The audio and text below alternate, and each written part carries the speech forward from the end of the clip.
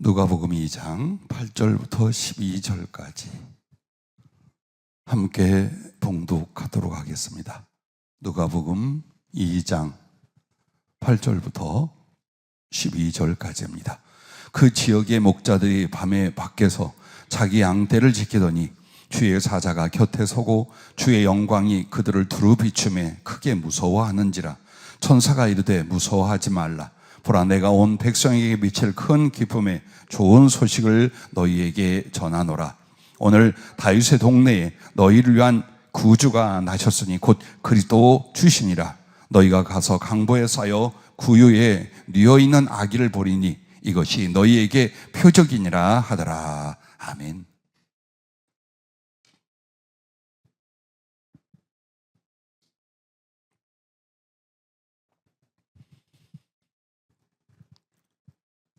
덜 추우시면 껐다가 조금 추우시면 난방기를 다시 틀어주시기 바랍니다. 소음이 커서. 그리고 사적인 부탁입니다.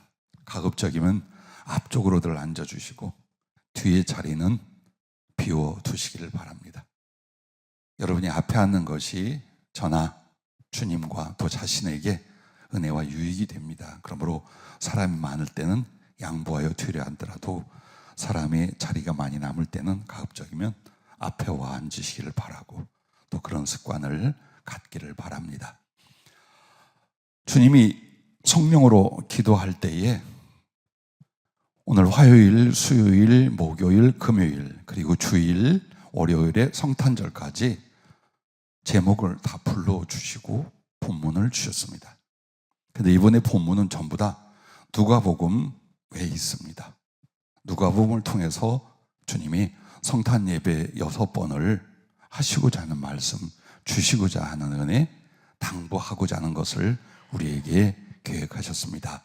오늘 이 누가복음 2장 8절부터 12절 말씀으로 작은 그릇이라고 제목을 주셨습니다. 김윤정 집사님, 내가 금방 한 말 그냥 완전 무시?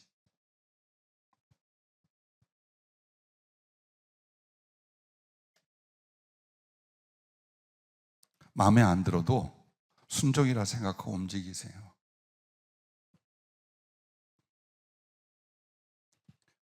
작은 그릇이라는 제목 자체는 주제이고 내용이고 우리를 향한 권면입니다. 오늘 여기에 보면 작은 그릇에서 구유가 나옵니다. 그런데 얼핏 나오는 말구유는 절대 아닙니다. 당시 이스라엘에 말을 거의 사육하지 않았습니다. 분명히 이것은 가축들 중에 나귀와 양, 염소 등등의 우리입니다. 그래서 여러 가지 고고학 자료나 그동안에 예수님의 탄생 장소, 심지어는요 로마 성당에 서기 600 몇 년경에 예수님이 탄생하셔서 거기 누였던 구유라고 그 단풍나무로 만들어진 팔레스타인의 그 구유를 뜯어다가 옮겨 놓았어요. 그리고 또 누구는 어디라 말하고 무엇이라 말하고 굉장히 많은 표현들이 있어요. 그래서 그런 것들을 찾아보면서 나는 왜 성령께서 더 깊게 정확하게 많은 걸 일러줌에도 정말 예수님의 탄생했던 그 집 혹은 구유 등등에 대해서 정확한, 즉 영적 교훈과 은혜는 듣지만 정확하게 무엇이라고 단언하여 말할 수 있는 자료를 구하지 않았을까? 그래서 기도를 했습니다. 그러자 성령으로 보여주신 주님의 탄생은 집이 제법 큰 집이었어요. 베들레헴이 그렇게 2000년 전에 큰 도시가 아니었습니다. 우리가 그쪽을 상상해 보려면 예를 들어서 한 200년 전, 150년 전 그 우리나라 사료에 있는 사진들을 봐봐요. 그럼에도 얼마나 초가집과 남루한 환경들이었는가. 근데 2000년 전이었다면 아무리 그 지역이 무역이라든지 상권 혹은 지역 경제가 발달됐다 했을지라도 어느 정도일까 짐작이 갈 줄로 압니다. 그 슬라브 형태의 흙으로 지어진 집이었어요. 근데 그 집은 다른 집들보다 꽤 크게 보였습니다. 근데 그 집 밑에, 그러니까 지금의 반지하 형태로 동굴처럼 빠져 있었어요. 그래서 아예 이렇게 깊게 들어간 동굴이 아니라 앞면에서 보면은 2층으로 반지하가 있고, 그 다음에 위에 흙벽으로 만들어진 큰 집이 있는 그런 형태로 보여주고 계셨습니다. 물론 개인적인 영적 경험이니까 여러분은 참고하시고 믿고 안 믿고는 이제 이 말씀을 듣는 모든 사람들의 자유입니다. 제게 보여주신 건 그렇게 해서 그 아래에 만들어진 그야말로 가축우리였습니다. 근데 그것은 동굴처럼 쉽게 팔 수 있는 벽이었어요. 사암도 같고 흙이 굳어져 바위가 된 것도 같은 아주 단단한 바위는 아니고, 그런 곳을 팠고 한쪽을 의지하여 파내서 뒤에는 벽처럼 되고 또 옆에는 동굴벽처럼 되어 있고 그 위에는 사는 거처 집이 있는 그런 장소였습니다. 그리고 그 아래쪽, 한마디로 가축우리로 이렇게 들어가는데 가운데 중심은 왼쪽에는 나귀들이 몇 마리 있었습니다. 그리고 오른쪽에는 양하고 염소들이 어느 정도 보였습니다. 그런데 낮은 그 가축우리 안에는 낮은 담들이 이렇게 쳐져서 이쪽에는 나귀, 이쪽에는 양, 염소가 구별이 되고, 그 낮은 담 사이에 나무로 적당히 만들어진 조그만 분들이 있었습니다. 그리고 이 나귀가 있는 왼편 요쪽 끝나는 벽 쪽에 빛이 환하게 비치는데, 내가 영의 눈으로 주목해 보니까 높이는 1m가 안 되는 정도의 높이예요. 그리고 그 벽을 파서 만든 돌 구조였어요. 나무도 아니었고 다른 재료가 아니라 그냥 거기를 파서 동굴벽처럼 만들어진 그 가축우리 안에 한쪽에다가 이렇게 건초를 담아서 와서 먹게 할 수 있는, 한마디로 구유는 그 건초더미나 건초를 주어서 먹게 하는 밥그릇 혹은 잠깐을 보관하는 그런 것들이었어요. 그리고 옆에는 이렇게 건초와 그런 것들이 풀이 잔뜩 쌓여 있었습니다. 근데 거기에 그 빛이 나는 곳에 희끄물의 한 천 위에 예수님이 쌓여서 누워있는 장면을 보여주면서 이렇게 주님이 오셨었다라는 표현을 가르쳐 주셨습니다. 성경 원어를 잘 찾아보니까 여관은 아니에요. 여관이란 단어는 어디에서 나오냐면 누가복음에 그 사마리아 사람이 강도 만난 사람을 데리고 간 곳 있죠. 거기는 큰 여관, 그러니까 객주나 여관으로 표현이 되는 단어예요. 근데 여기서는 뭐냐면은 예수님이 여관, 사관에 머무를 곳이 없어가 아니라 어느 집에 손님들을 잠깐 머물 수 있게 만들어 놓은 방, 별채나 우리나라식의 사랑방이나 이런 것이었어요. 그러니까 아마도 유추되기를 예수님이 태어나시기 전 요셉과 마리아가 베들레헴으로 나사렛에서 올 때에 아마도 수소문에서 친척 혹은 친척의 친척을 찾았겠지요. 꽤 오랫동안 떨어져 살았으니까. 그래서 그 집으로 왔으나 이미 호적을 하러 올라온 수없이 많은 친척, 또 먼 친척 등등등이 가득 그 지역에 와 있었던 거예요. 그래서 그렇게 예정하고 생각했던 집에도 머물 장소가 없고, 또 다리 구부리고 잠을 청할 수는 있지만 이제 아기를 낳아야 돼요. 그래서 넓고 사람이 없는 장소가 그 집 밑에 있는 반지하처럼 생긴 가축 우리였어요. 그렇게 해서 짚을 깔고 그 위에 천을 펴고 출산을 했겠죠. 그리고는 아기 예수 우리 주님을 둘 곳이 없어 그래도 한적한, 왜냐하면 이쪽은 나귀가 움직입니다. 그리고 똥도 쌌을 것입니다. 저쪽에는 양들과 염소가 또 움직이고 밥 먹고 돌아다닙니다. 그러니까 이쪽에 조금 큰 구유에 이렇게 건초를 깔고 그리고 강보를 싸서 예수님을 거기다 놓은 장면을 정확히 보여주시면서 이것은 사실 그때 이와 같았다라고 설명을 주셨습니다. 자, 근데 오늘 작은 그릇이란 제목을 주신 것은 구유에 대한 이야기면서 먼저 첫째는 주님도 지극히 작은 그릇에 자기를 담아서 세상에 오셨다. 이 교훈을 우리가 먼저 기억하라는 말씀입니다. 자, 하나님이 사람이 되셨다. 하나님으로서 이보다 더 작아질 수가 없겠죠. 또한 사람이 되셨는데 이사야에서는 이렇게 나옵니다. 한 아기가 라고 말합니다.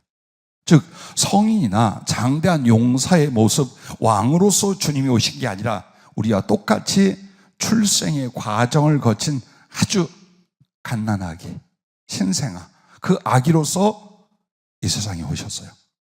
그리고 나서 그 오심도 넉넉한 집도 아니요, 방도 아니요, 왕궁이나 성정도 아니라 바로 짐승들의 먹이통 구유로 오셨습니다. 근데 그분은 하나님의 본체요, 보이지 않는 하나님의 형상이시요, 하나님의 모든 영광이셔요. 근데 그분이 우리를 찾아오시기 위하여 가장 작아진 그릇에 가장 위대하고 영광스럽고 큰 그 하나님을 담아서 오셨다라는 것. 그러면 왜 예수님은 여러분과 나를 만나러 오실 때에 사람, 아기가 되어 이 땅에 오셨습니까? 그것은 바로 두 번째 아담. 로마서 5장 12절부터 14절에는 그러므로 한 사람으로 말미암아 죄가 세상에 들어오고, 즉 아담의 범죄로 인하여 모든 인류가 죄 가운데 던져지게 되었다는 말을 합니다.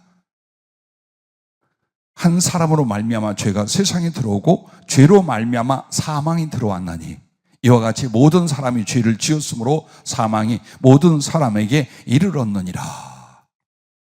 이것은 아담이 혼자 하나님 앞에 만들어진 존재가 아니라 자기 안에서 모든 인류의 대표, 대신이 되어서 하나님과의 언약 관계로 왔음을 정확히 일러주는 말씀이에요. 그런데 그 아담이 실패하며 하나님을 선택하지 않고 죄를 선택하게 됩니다.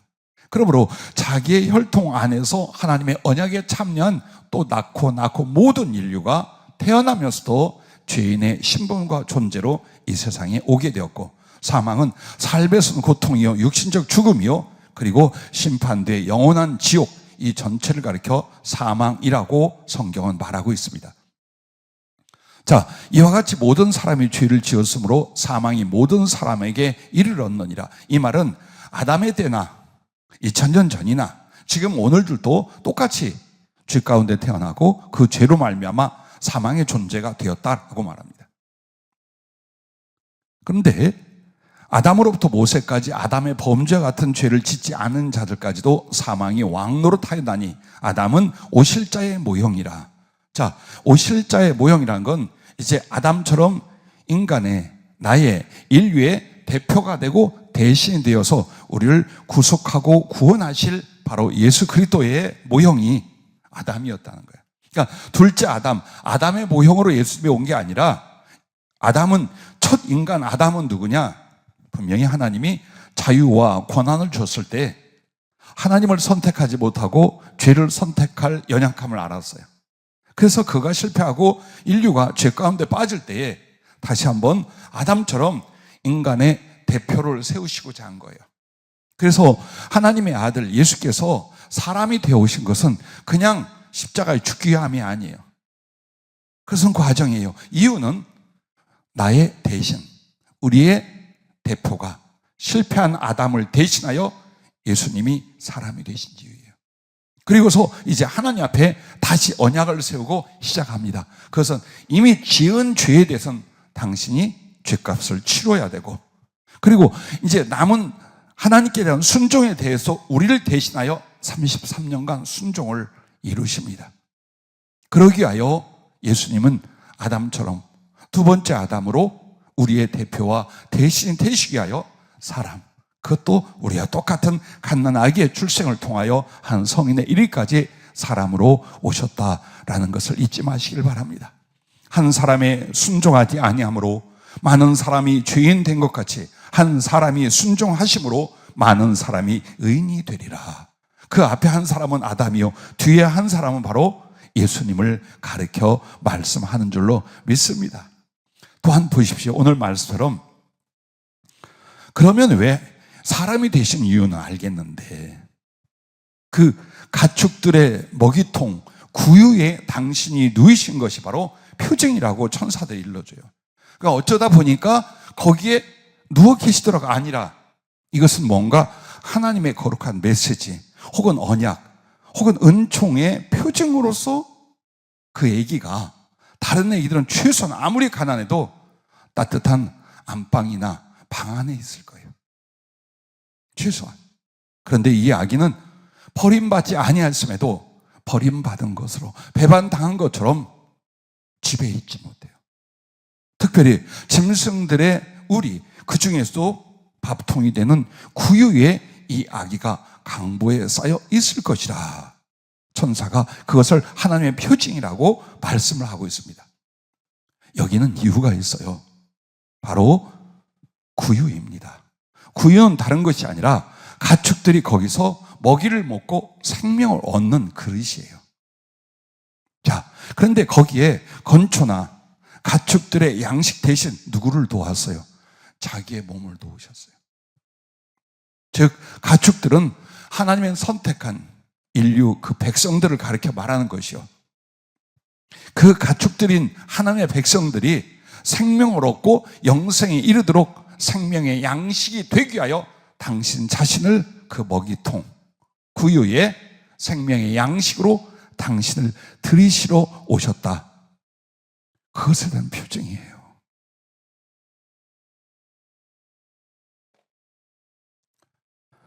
그래서 요한복음 6장 51절에 보면 나는 하늘에서 내려온 살아있는 떡이니 사람이 이 떡을 먹으면 영생하리라. 내가 줄 떡은 곧 세상의 생명을 위한 내 살이니라 하시니라. 내 살을 먹고 내 피를 마시는 자는 영생을 가졌고 마지막 날에 내가 그를 다시 살리리니 내 살은 참된 양식이요 내 피는 참된 음료로다 라고 요한복음 6장에 말씀을 하고 계십니다. 자, 비록 예수님은 어때요? 아주 작은 그릇, 한 인간, 한 아기라는 그 그릇 안에 자기를 담아 오셨어요. 그리고 세상에 오심에도 구유라고 하는 보잘것없고 작은 그릇에 당신을 담아 오셨어요. 그럼에도 우리 주님은 얼마나 위대하고 영광스러운 일을 이루십니까? 전 인류 중에 하나님을 택할 수 있는 모든 사람을 다 살립니다. 하나님의 사랑과 하나님의 소원을 그가 전 인류 역사상 이루어 내십니다. 그러면 오늘 여러분과 나도 그렇습니다. 나라는 지극히 작은 그릇에 무엇을 담는가? 우리 인생은, 우리의 신앙생활은 이 부분인 거예요. 여러분과 나는 그릇이 무엇입니까? 나의 외적 요소, 아마도 외모일 것입니다. 내 육신의 건강과 힘, 내가 가진 재능과 능력, 혹은 내가 가진 물질적이고 경제적인 힘, 이런 것들로 여러분은 여러분의 인생의 그릇이라고 생각하실 것입니다. 그렇다면 여러분과 나는 삼성 총수에 비하여, 도널드 트럼프에 비하여, 빌 게이츠에 비하여 지극히, 아니 비교도 할 수 없는 작고 초라한 그릇이에요. 어쩌면 아무리 부자요 권세와 왕권을 가진 자라도 너무나 작은 그릇이에요, 솔직히 말하면. 그런데 중요한 건 여러분, 그 그릇에 무엇을 담는가가 중요하다 이 말이에요. 예수님이 사람으로 오셨을 때 그 몸뚱이는 우리와 똑같은 것이었어요. 그리고 구유라고 하는 건 너무나 작고 보잘것없는 그릇이었어요. 그러나 그 작은 한 아기의 몸과 구유가 문제가 아니라 거기에 무엇을 담았고 그것을 어떻게 나누었는가, 이것을 성탄절에 주님이 주시고자 하는 메시지로 오늘 여러분과 나에게 다시 한번 일깨워 말씀을 주고 계신 것입니다. 그러면 첫째는 그릇의 용도가 되라는 겁니다. 그릇으로서 여러분 쓸모있는 용도가 되라 그 말입니다. 자, 그릇이라는 게 뭡니까? 그릇은 담고 그것을 퍼주는 그 역할이에요. 즉, 이 구유를 보세요. 그 용도로 합당하게 충성하고 있었어요. 재질은 굳은 흙과 같고 돌덩어리 같아도 거기에는 항상 이 나귀나 혹은 짐승들이 먹어야 할 것이 담겨졌고 그것을 충분히 먹을 수 있도록 내주고 기다렸다라는 거예요. 그처럼 여러분과 나도 하나님 앞에 오늘 그릇이라고 말하는 거예요. 그런데 그릇이 제일 위험한 게 뭔 줄 압니까? 뚜껑이 열리지 않아. 즉 부어줄 수도 없고 속에 있는 걸 꺼내어 나눠줄 수도 없게 만드는 거예요. 그게 바로 이기심입니다. 신자로 살면서 자기 자신과 혹은 자기의 가족만을 위하여 사는 그 이기심은 절대로 그릇이 열리지 않아요. 그 그릇 속에 있는 걸로 우리끼리 먹고 마시고 쓰고 행복하고 누리자, 그리고 모으자예요.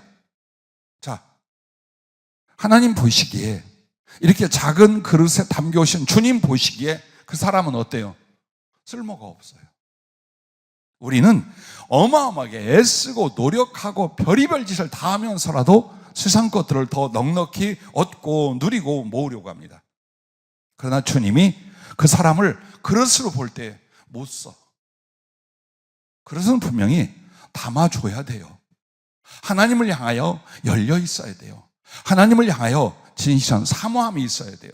그래서 합당하게 하나님 부어주시면 그걸 자기와 자기 가족을 위해서 먹고 마시고 모으면 안 돼요. 퍼주고 나눠줘야 돼요. 예수님처럼 우리가 보잘것없고 비참한 건 물질이나 경제력, 건강이나 지혜와 지식에 있지 않습니다. 심령의 상태에 있습니다. 영혼의 기질에 있습니다. 잘 보십시오. 우리를 비참하게 만드는 것, 우리를 영원히 궁핍하게 만드는 것이 지금 내가 가지고 있고 소유하고 있는 나의 외적 요소인지 아니면 나의 심령과 내면인지 그걸 자세히 보아야 됩니다. 그럼 이렇게 그릇으로서 담고 그것을 퍼주는 이걸 뭐라고 합니까? 사랑으로 말미암는 생명의 사명이라고 성령은 표현해 주셨습니다. 사랑으로 말미암는 생명의 사명이 내가 합당한지 안 한지 주님은 여러분과 나를 그걸 보신다 그 말이에요.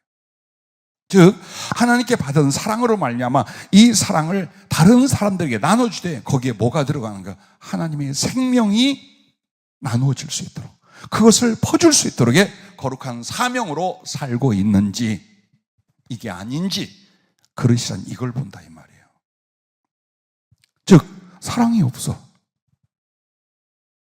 아무리 길을 쓰고 신앙생활하고 하나님께 구한다 할지라도요 사랑이 없는 사람에게 주는 건 욕심에 탐심을 더하는 결과밖에 오지 않아요. 참 애석한 건 자, 많은 성도들과 우리 교회 밖에 혹은 해외에 많은 사명자들을 위해서 축복하며 하나님께서 들어 쓰시기를 기도합니다. 그런데 사업이 잘 되거나 물질이 생기거나 이렇게 해서 주의를 하리라고 기대합니다. 그게 아니에요. 이 안에 사모하여 담고 사랑하여 내어줄 수 있는 심령, 인격성, 사명, 그 목적이 먼저 만들어져야 됩니다. 얼마나 우리가 어리석느냐. 내가 하나님 앞에 이렇게 살겠다 몇 번 말하면 하나님이 그렇게 믿어줄 줄로 알아요. 하나님은 우리의 과거와 현재와 중심과 미래를 다 알아. 다 알아요. 그래서 여러분들의 노력이 직접적인 노력보다도 내 안에 무엇을 만들어? 하나님의 사랑으로 말미암는 생명의 사명을 만드는 거예요. 사는 목적이 뭐냐? 하나님께 받은 이 사랑 안에 있는 거룩한 생명, 구원의 영생을 사람들에게 어떻게 또 주며 그들 하여금 죽음에서 생명으로, 지옥에서 천국으로, 방황에서 예수님의 사랑 앞으로 나오게 만드는데 물질을 쓰고 성령의 은혜를 쓰고 하나님 말씀을 쓰고 내게 주어진 모든 것들을 사용할 수 있는 바로 그걸 가르쳐 말하는 겁니다. 그것은 큰 믿음이 있어 하는 것이 아니에요. 누구나 정말 예수님을 만났고 하나님 말씀에 직면했다면 바로 알아요. 구원이 무엇이며 구원의 삶이 무엇이며 하나님께 쓰심이 무엇이며 하나님을 사랑하는 게 무엇이며 그러므로 복을 받고 드리는 게 무엇이며 알아요. 다만 안 만들어. 그릇의 용도를 만들지 않으면서 담아달라 합니다. 안 돼요. 하나님을 향하여 사랑의 그릇으로서 활짝 열려지고 있는 것을 퍼줄 줄 아는 바로 그 사랑이 만들어져야 되고, 그 사랑 속에 예수님의 생명을 전하여 사람을 살리고 구원하고자 하는 거룩한 사명이 함께 들어가야 됩니다. 바로 이와 같은 인성과 목적과 꿈, 그것이 있다면 그릇으로서 하나님 앞에 그 용도가 합당하게 만들어진 것이랍니다. 그러나 없어. 그런 인성이나 인격이 없어. 그때까지 연단이에요. 그 만들어질 때까지 시련과 연단이에요. 그리고 목적이 없어. 거듭나지 못한 거예요. 사랑으로 말미암아 생명을 전하고 사람을 살리려는 거기에 대한 목적이 없다. 예수님 아직 못 만난 거예요. 또한 꿈이 없어요. 왜 꿈이 없느냐? 사는 것에만 꿈이 있어요. 내가 살고 내 자식 잘 살게 하고 앞으로 어디에서 뭘 하고 살며 앞으로 뭘 먹고 어디를 이사를 하고 어떤 일을 하고 이것만 있어. 그런 꿈이 있는 사람들이 예수님을 사모하여 내 안에 가득히 모셔서 그 주님의 사랑과 생명과 부요를 사람들에게 퍼주고 나눠줄 리는 절대로 없어요. 절대로 없어, 이 사람에게는. 그래서 오늘 주님이 직접 보여준 게 왜 한 아기로 전지전능하신 하나님이 그 작은 그릇에 자기를 담고 구유로 오셨느냐. 바로 당신 자신을 그 그릇 안에서 나누어 주려고, 그 사랑으로 말미암아 생명들을 나누어 주시기 위하여 그렇게 오셨다는 거예요. 그게 그리스도인의 길이라는 거예요. 그것이 바로 천국의 하나님의 사람으로 부르신 부르심이라는 거예요. 그러면 우리는 어떻게 할까요? 먼저는 그릇의 용도에 합당한 바로 사랑으로 말미암아 생명을 나누어 주려는 바로 이런 인성과 목적과 꿈의 사람이 되는 것이 그릇을 만드는 거예요. 자, 그릇을 만들었어요. 그 다음에는 그 그릇에 담겨야 돼요. 담겨야 돼요.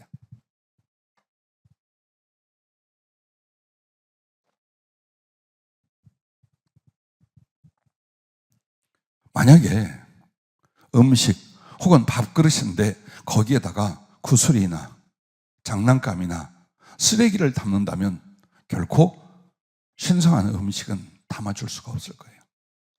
그래서 여러분이 그릇을 싹 비워야 돼요.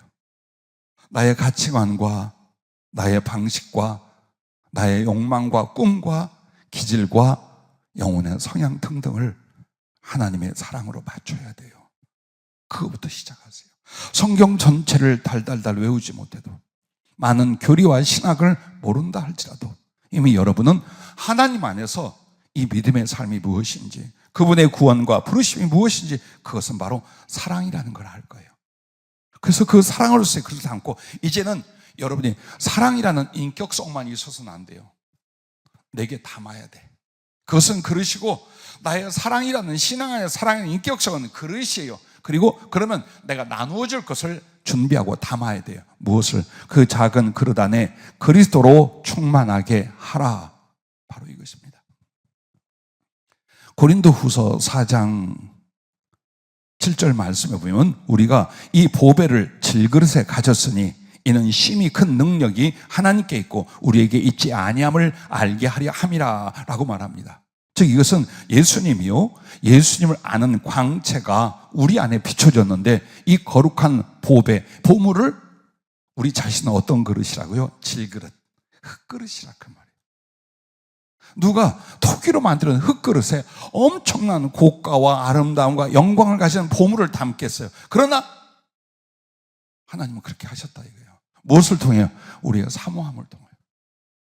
정말 예수 그리스도를 알려 하고, 예수 그리스도를 영접하려 하고, 예수 그리스도의 그 많은 은혜들을 내 것으로 삼으려고 하는, 그래서 내 안에 예수님으로 충만해지려는 갈망과 노력, 그 사모함, 그걸로 예수님은 우리 안에 들어오시게 돼 있어요.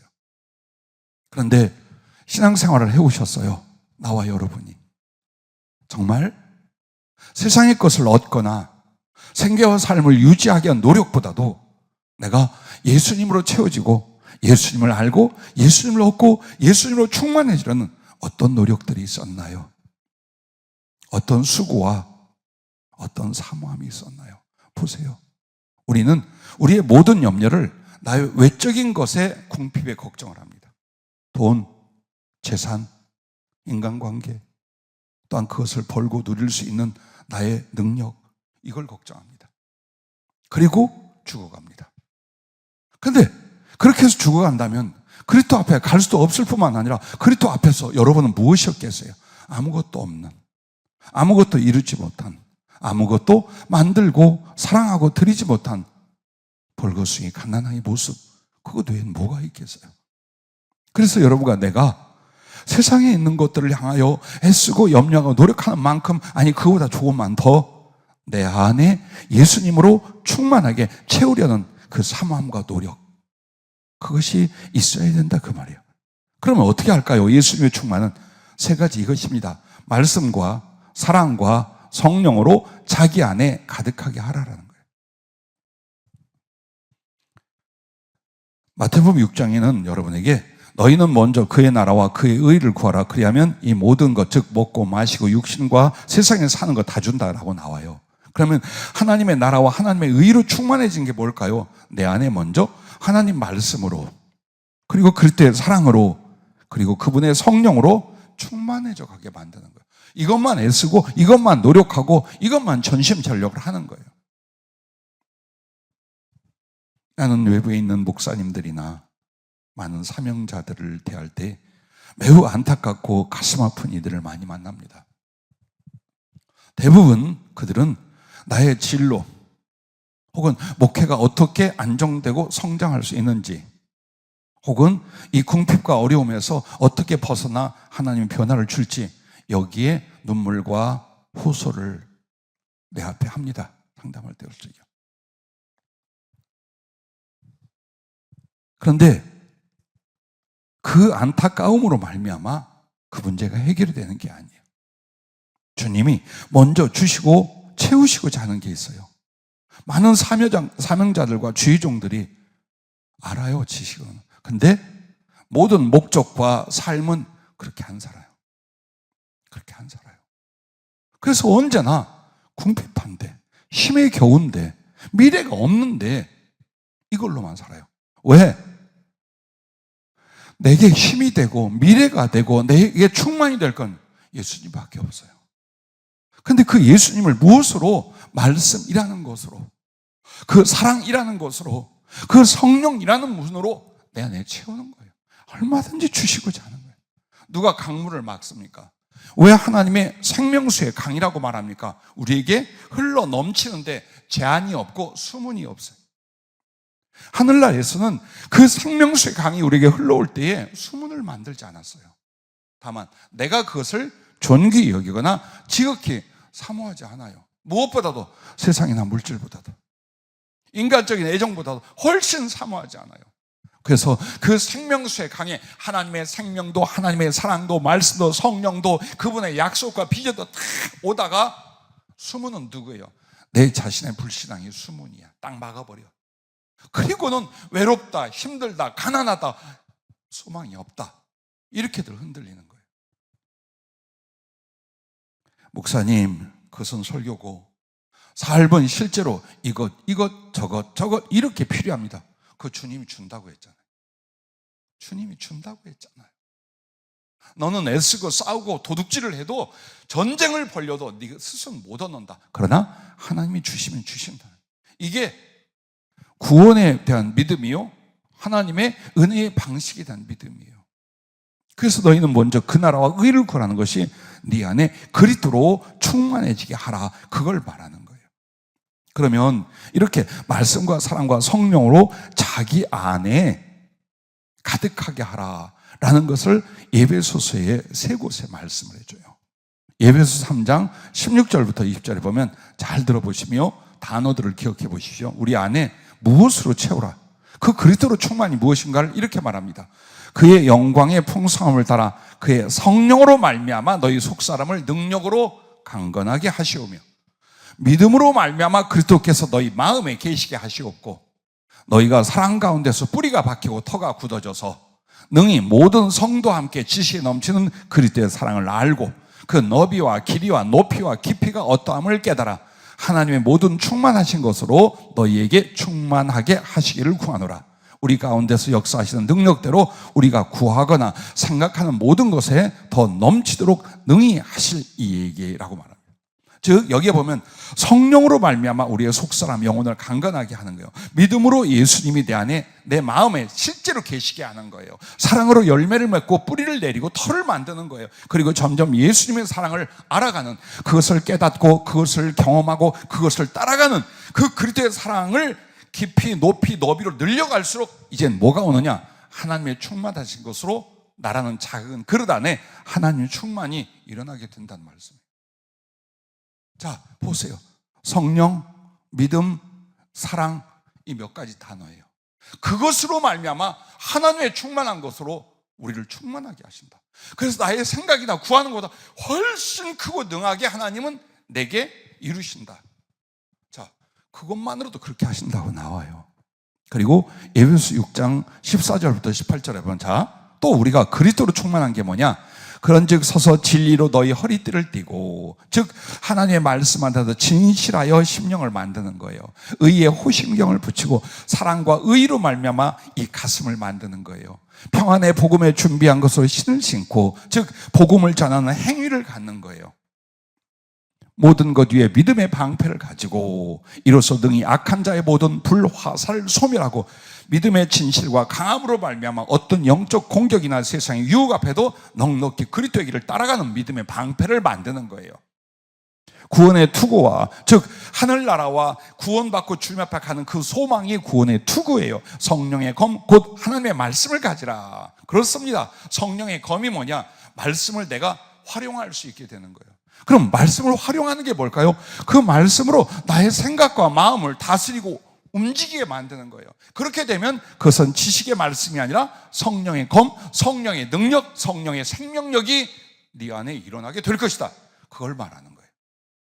그렇게 하면서 이렇게 또 말씀을 바로 덧붙입니다. 모든 기도와 간구를 하되 항상 성령 안에서 기도하고 이를 위하여 깨어 구하기를 항상 힘쓰며 여러 성도를 위하여 구하라. 자, 바로 이런 요소들로 결국 우리 안에, 우리의 작은 그릇 안에 예수 그리스도의 그 다양함과 거룩함과 능력 있음과 사랑스러움이 점점 채워지게 된다 이 말이에요. 시간을 그렇게 보내라는 거예요. 자, 에베소 5장 8절부터 10절에 또 그리스도의 충만이 무언가를 보여주십니다. 너희가 전에는 어두움이더니 이젠 주 안에서 빛이라. 빛의 자녀들처럼 행하라. 빛의 열매는 모든 착함과 의로움과 진실함에 있느니라. 주를 기쁘시게 할 것이 무엇인가 시험하여 보라. 바로 이거라는 거예요. 모든 착함과 의로움과 진실함.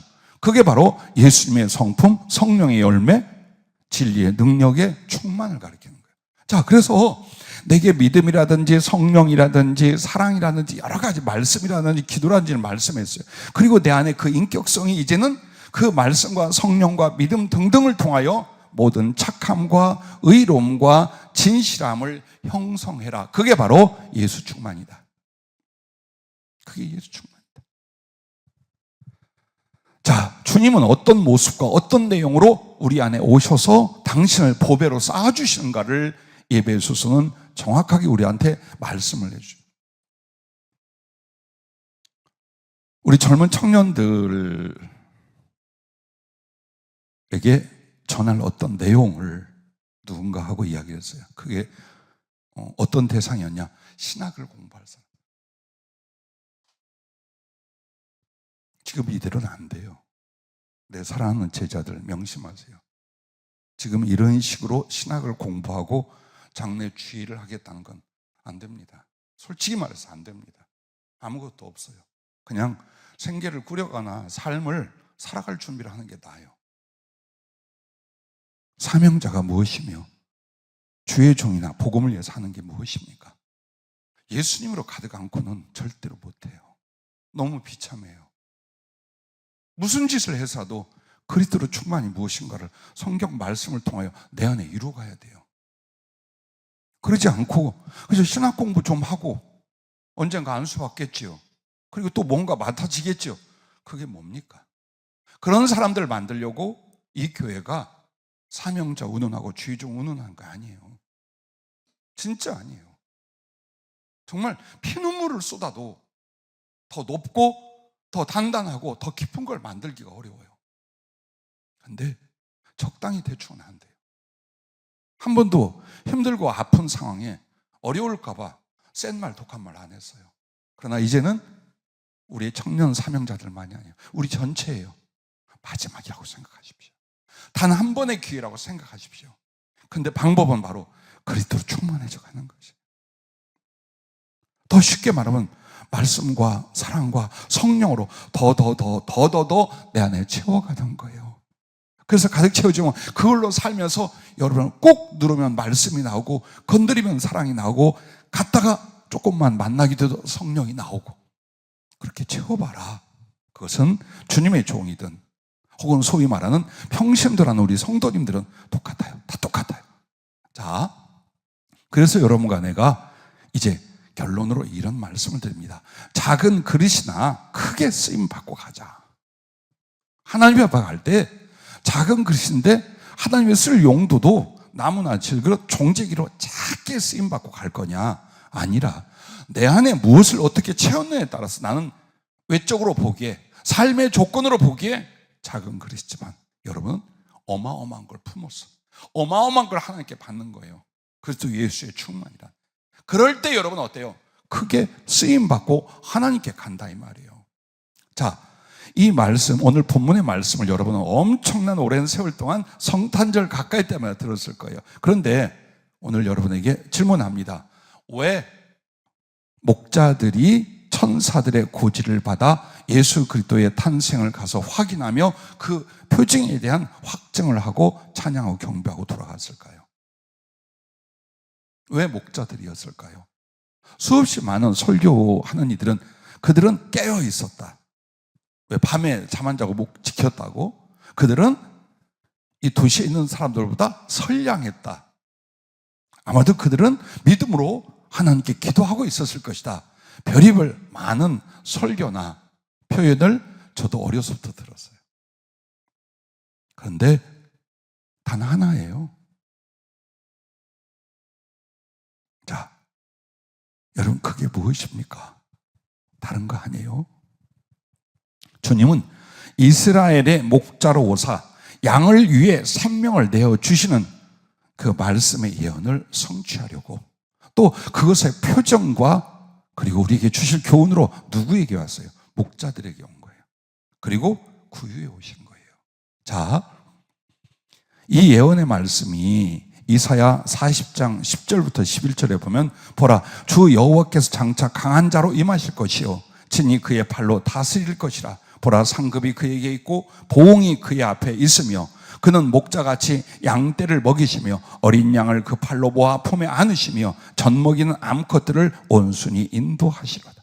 자, 그리스도가 메시아가 구세주가 세상에 오실 때는 어떻게 온다는 거예요? 목자로 오신다는 거예요. 그런데 지금 그 갓난아기, 구유 강보에 쌓여 구유에 누긴 그 갓난아기가 누구예요? 바로 그의 백성들의 목자가 되실 구세주이시다라는 것. 그것의 표적으로 누구에게 오신 거예요? 목자들에게 온 거예요. 그리고 목자들 하면 바로 연결되는 게 뭐예요? 그 가축들이 먹을 구유에. 자, 그 구유가 바로 이것입니다. 요한복음 10장 11절에 보면 나는 선한 목자라. 선한 목자는 양들을 위하여 목숨을 버리거니와 라고 하셨고 14절부터는 나는 선한 목자라. 나는 내 양을 알고 양도 나를 아는 것이 아버지께서 나를 아시고 내가 아버지를 아는 것 같으니 나는 양을 위하여 목숨을 버리노라. 또 이 우리에 들지 아니한 다른 양들이 내게 있어 내가 인도하여야 할 터이니 그들도 내 음성을 듣고 한 무리가 되어 한 목자에게 있으리라 라고 말씀합니다. 그래서 바로 목자로 오실 것에 대하여 목자들에게 나타나시고 또 그 양들을 위하여 자기의 생명을 양식으로 주실 주님의 거룩한 사랑과 사명을 위하여 구유, 즉 양이나 가축들이 먹을 음식으로 양식으로 당신을 주신 거예요. 그걸 표현한 거예요. 그렇다면 이 말씀을 통해서 여러분과 나는 어떠한 거예요? 왕위나 부자의 자리에서 목자와 구유의 자리로 내려와라. 그래야면 네가 비록 가난하고 보잘것없고 작은 그릇이라도 크게 쓰임을 받을 것이다. 오늘 교훈이 그 부분이에요.